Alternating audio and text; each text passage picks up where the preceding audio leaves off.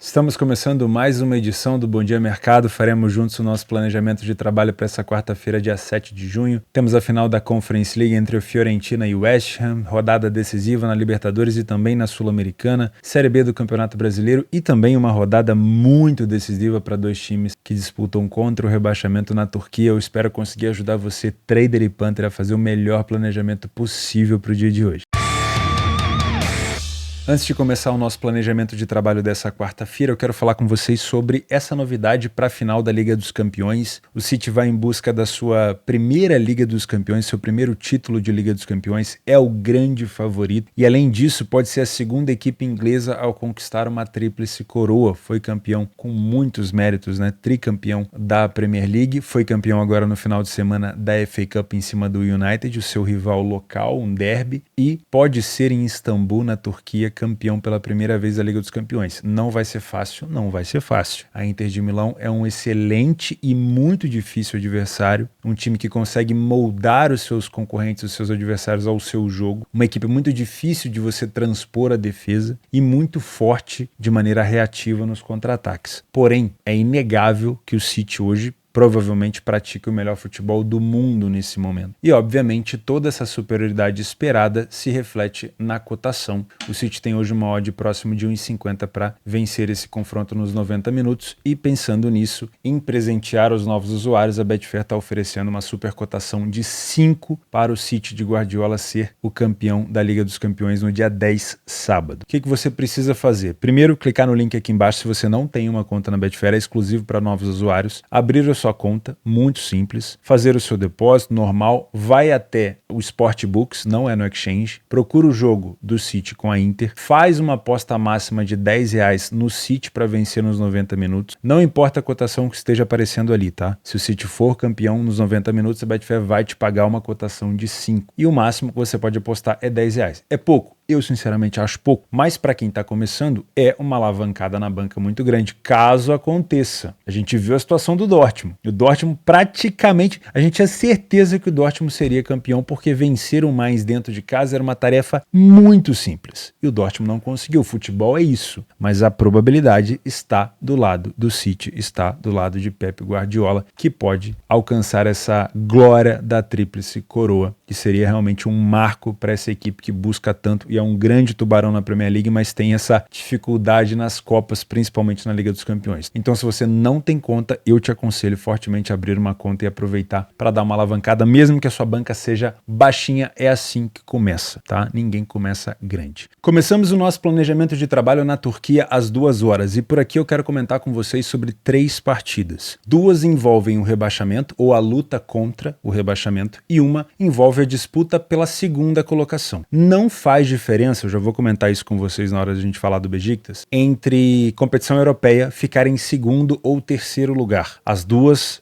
colocações, tanto segundo quanto terceiro, vão dar acesso para a Conference League, ok? Porém, vale mais financeiramente a segunda colocação do que a terceira, obviamente, e também pode ter alguma coisa a ver com o ranking na hora do sorteio, tá bom? Então já vou falar sobre isso. Primeiro, falar sobre rebaixamento. Giresunspor, que enfrenta o Antalyaspor, e o Istanbulspor, que enfrenta o Amraniyaspor, disputam contra o rebaixamento. Como essa é a última rodada, ambas as equipes precisam da vitória. Porém, a situação do Giresunspor é pior, já que a equipe tem um ponto a menos. Então não basta empatar, tem que vencer. O Istanbulspor pode se safar se empatar, porém o Giresunspor também tem que somar um ponto, ou seja, também tem que no máximo empatar o seu jogo. Já a situação do Giresunspor é vencer e torcer contra o adversário, porque se o Istanbulspor também vencer, aí o Giresunspor será o rebaixado. Vamos entender primeiro o contexto dos adversários. O Antalyaspor tem 41 pontos, então ele não pode ser alcançado pelo Giresunspor. O máximo que o Giresunspor consegue chegar é a 40 pontos. Isso significa que o Antalyaspor não corre risco de rebaixamento e faz uma partida aqui sem nenhum tipo de pretensão. No máximo, uma mala branca, como a gente costuma dizer. Já o time do Istanbulspor pega o Amraniyaspor, que já está rebaixado. A equipe tem 30 pontos e não pode se salvar. Então, imagina-se ou imaginamos nós que o Amraniyaspor não tem mais nenhum tipo de motivação, de novo, além de uma possível mala branca, tá bom? Só que vamos considerar que essas equipes ali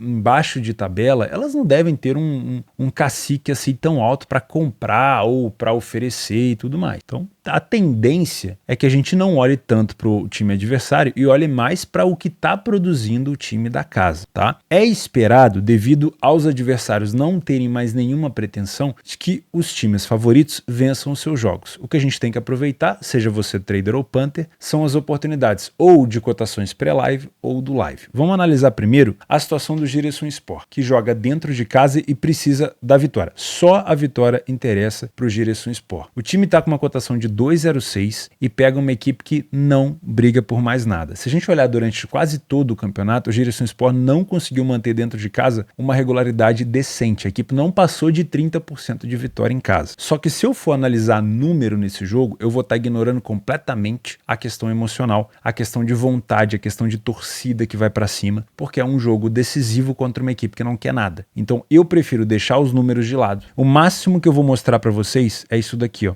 que são os gols de bola parada marcados pelo Antalyaspor. Isso me preocupa. Se eu fosse um torcedor do Giresunspor, isso aqui me preocuparia. O Giresunspor é uma equipe que não sofre tantos gols de cabeça, tem sofrido muito mais gols de fora da área, mas o adversário, mesmo que não brigue por mais nada, é uma excelente equipe de cabeça, que alça muita bola na área e consegue muita efetividade. Também sofre bastante gol nesse fundamento, mas o Giresunspor não é tão bom assim. Se você é trader, eu gosto muito de pensar, se você está no live, observando o Antalyaspor, ignorando completamente o jogo, vindo completamente sem motivação para esse jogo, eu gosto de pensar nesse lei a pior equipe em campo, tá? Estar contra o Antalyaspor nesses momentos de superioridade do Giresunspor, tá? Não necessariamente para pegar o gol, podemos pegar no máximo ali uma correção de preço e dependendo da quantidade de pressão, de imposição do favorito, pode ser uma correção bem interessante. Se você é punter, eu gosto de pensar nessa vitória do Giresunspor, porém, como é uma equipe que não fez durante toda a competição, você tem também que olhar para os riscos dessa operação. Não é porque a equipe precisa vencer que ela vai vencer, tá? Se você pegar o quadro dos últimos jogos do Giresunspor, não é à toa que ele está dentro da zona de rebaixamento, ele só venceu um dos últimos 6 jogos que fez dentro de casa. E tomou gol em 90% deles. 2 do Fatih Karagümrük, 2 do Alanyaspor, 4 do Istanbul Basaksehir, 1 do Fenerbahçe e 4 do Trabzonspor. Tá? Então é uma equipe que só não tomou gol do Sivasspor. Então muito cuidado. E quando ganha, geralmente ganha por placar mínimo. Então eu só gosto de pensar aqui numa situação de vitória. Se você ficar um pouco receoso, assim como eu estou, você pode trabalhar talvez um empate anula do Giresunspor. O empate é péssimo. É provável que ele vá para cima até o último minuto de jogo. Mas caso ele não consiga marcar o gol, você pelo menos tem a sua aposta anulada. Também dá para você olhar com carinho o menos 0,25. Caso ele não vença, caso ele empate a partida, você perderia meio stake, tá? Eu gosto muito de pensar nesse cenário. O segundo confronto que envolve o rebaixamento é o Istanbulspor contra o Amraniyaspor, só que aqui eu tenho uma cotação mais esmagada do time favorito porque o adversário já foi rebaixado. Então aqui o mercado entende, mesmo que a campanha do Amraniyaspor seja pior, acho que o mercado está indo mais pela situação de que a motivação é zero, de que os jogadores já estão ali devastados, muito provavelmente alguns jogadores já foram dispensados, muitos não vão renovar, então o mercado está dando um favoritismo ainda maior para o Istanbulspor e eu concordo. O time vai para cima, precisa apenas da vitória caso o Giresunspor não vença, mas seria de muito bom tom vencer porque venceu, se safou. Só depende de si, não precisa contar com mais ninguém, tá? O máximo que pode fazer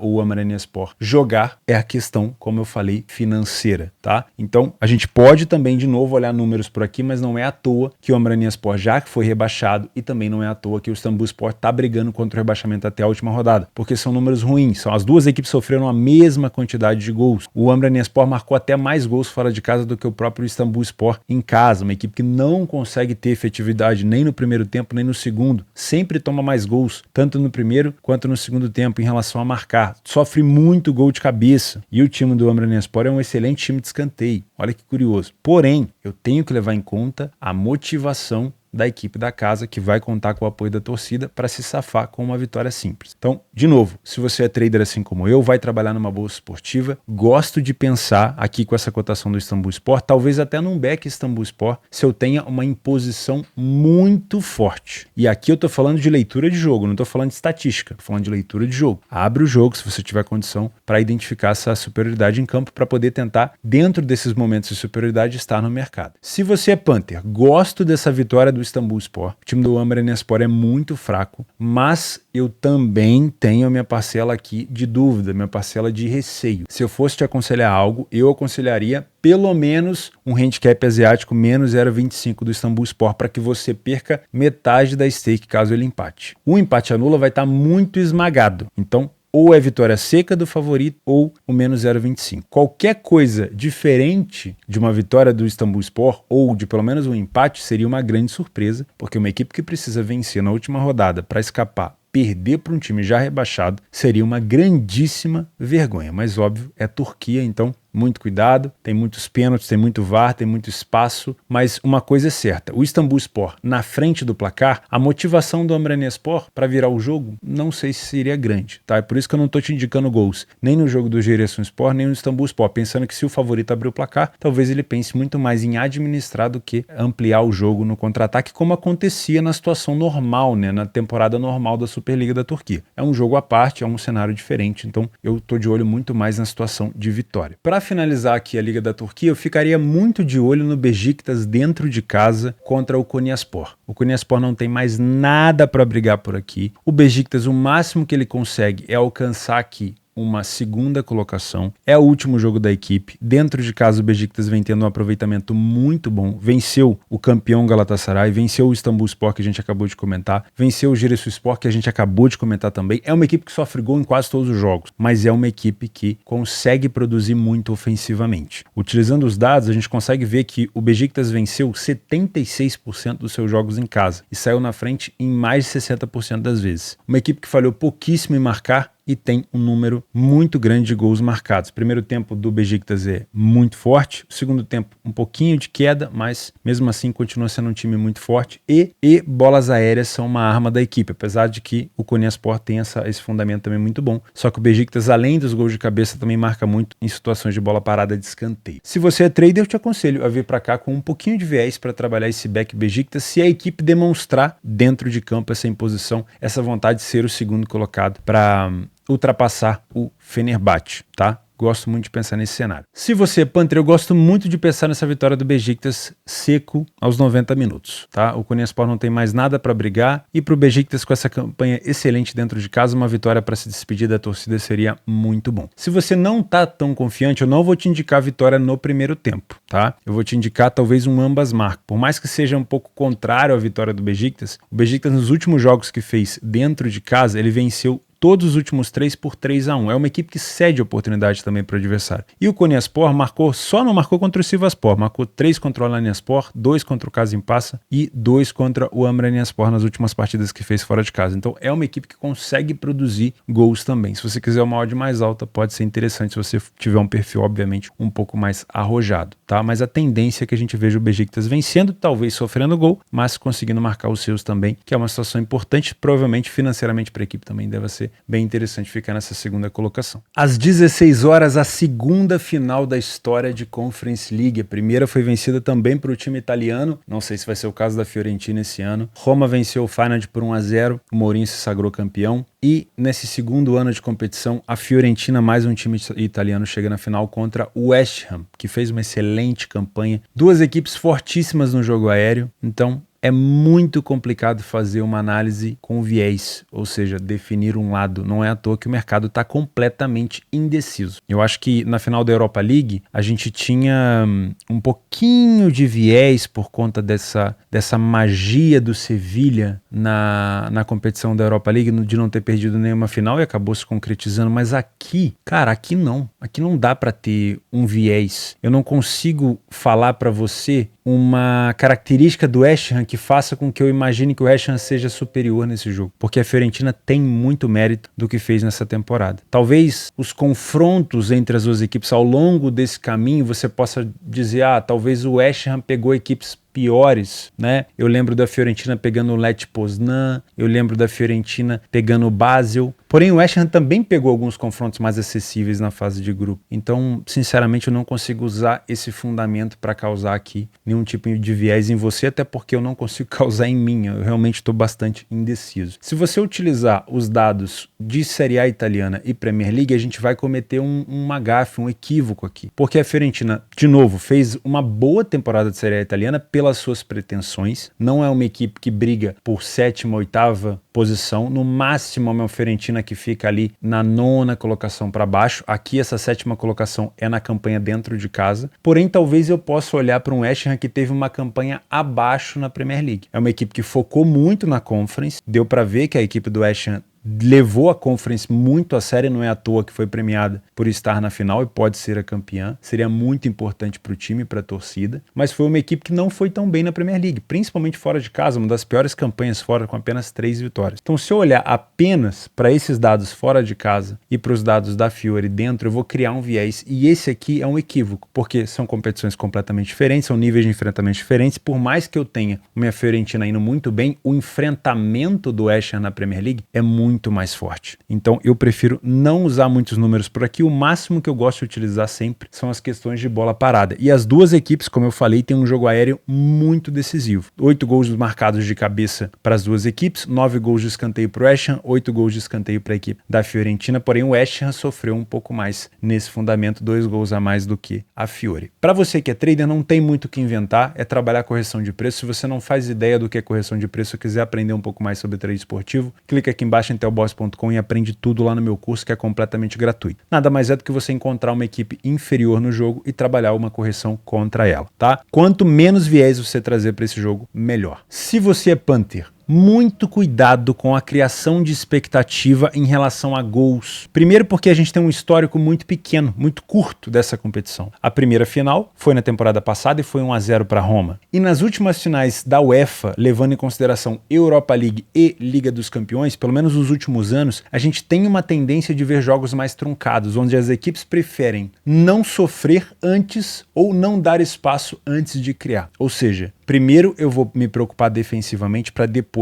eu me preocupar ofensivamente. Tem sido muito assim. Se a gente pegar os últimos confrontos de Champions League, 1-0 Liverpool e Real Madrid, 1-0 City e Chelsea, você vai puxando o histórico, Sevilha e Roma agora 1-1, então são jogos geralmente um pouco mais truncados. Então eu tomaria muito cuidado com a criação de expectativa para gols. Se fosse um jogo amistoso ou se fosse um jogo no meio da temporada, numa fase de grupos, ou um jogo talvez numas oitavas de final com ida e volta, eu olharia com carinho para o mercado de over 2,5, porque eu sei que eu tenho características de avanço em transição e velocidade das duas equipes. Porém eu tenho que tomar cuidado porque eu posso ter uma equipe na frente do placar muito mais preocupada em proteger a liderança do que propriamente em ampliar o marcador, tá? Então, para você que é punter, eu te aconselho levar esse jogo pro live. Eu sei que é redundante falar isso, mas qualquer aposta que você fizer aqui, você vai estar dando um tiro muito no escuro, porque usar estatística, usar números para esse confronto específico é muito perigoso, até porque é uma competição que a gente tem pouco histórico. E se eu doutrinar apenas os números do West Ham fora de casa na Premier League, eu vou estar sendo muito cruel, porque o West Ham fez uma excelente temporada na Conference. A mesma coisa com a Fiore, né? A Fiorentina foi finalista da Copa Itália, chegou muito longe na Itália, fez muito bem, acabou de vencer o Sassuolo também num jogo onde não valia de nada, poderia ter levado o time reserva, fez questão de levar o time titular, jogou muito bem, deu trabalho para a Inter na final da Copa Itália. Então não crie viés. Se você é punter, espera o jogo começar, verifica quem tá melhor, faz sua entrada, talvez um dupla chance, no empate anula, sem problema nenhum, vai com as suas precificações e toma cuidado em relação ao mercado de gols. Eu só entraria em gols aqui depois que o jogo já tiver desempatado no segundo tempo, do meio pro segundo tempo para frente, se eu encontrar uma equipe dando muito espaço de maneira desesperadora e a outra equipe que tá na frente querendo de fato aproveitar esses espaços. Fora isso, tô fora, tá bom? Pode ser um jogo de muitos gols, tomara que seja uma final emocionante de muitos gols, mas que dê leitura pra gente no ao vivo, porque no pré-live eu não vou querer ser a mãe de Ná que prevê alguma coisa por aqui, porque certamente eu vou errar, tá bom? Leva esse jogo pro live, não crie viés. Pra mim, qualquer